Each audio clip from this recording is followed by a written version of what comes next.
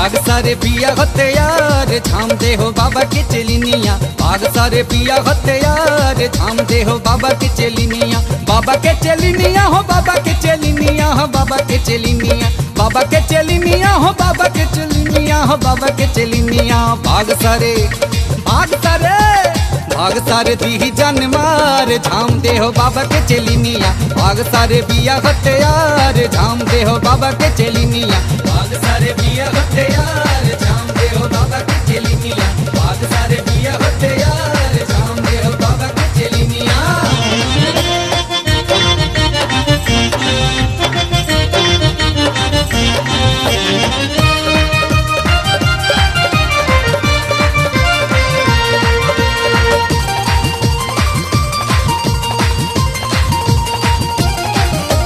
योग के पढ़ाई खाली लइकन के पढ़ावेले, लइकन के पढ़ावेले हो लइकन के पढ़ावेले, लइकन के पढ़ावेले हो लइकन के पढ़ावेले। मेरे शरण में जो भी लड़का योग पढ़ने आएगा मेरे योग की शक्ति से वो मस्त मगन हो जाएगा। मस्त मगन हो जाएगा, हाँ मस्त मगन हो जाएगा। मस्त मगन हो जाएगा, हाँ मस्त मगन हो जाएगा।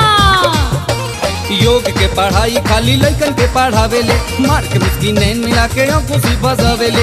योग के पढ़ाई खाली लइकन के पढ़ावेले, मार के मुस्की नैन मिला के आंखों से फसावेले। धीरे धीरे धीरे धीरे धीरे धीरे ले ले माल झार झाम दे हो बाबा के चलिनिया। भाग सारे पिया होते यार झाम दे हो बाबा के चलिनिया। भाग सारे पिया होते यार झाम दे हो बाबा के चलिनिया। भाग सारे पिया होते यार झाम दे हो बाबा के चलिनिया।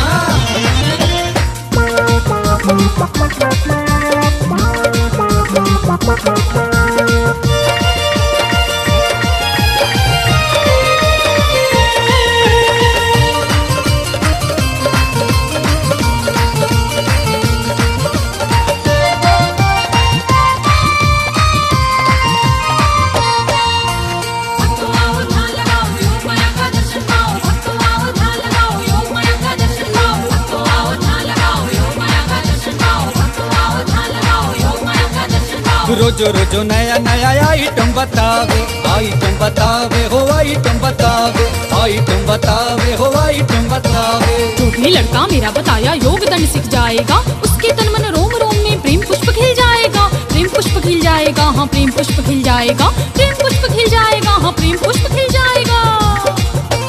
रोजो रोजो नया नया आइटम बतावे, कबो सुखावे कबो लेटावे प्रैक्टिस करावे। रोजो रोजो नया नया आइटम बतावे, कबो सुखावे कबो उठावे प्रैक्टिस करावे। देवे सफा देवे सफा देवे सफा दमावा उखार झाम दे हो बाबा के चलिनिया। भाग सारे पिया होते यार झाम दे हो बाबा के चलिनिया। भाग सारे पिया होते यार झाम दे हो बाबा के चलिनिया। बाबा के चलिनिया हो बाबा के चलिनिया हो बाबा के चलिनिया। भाग सारे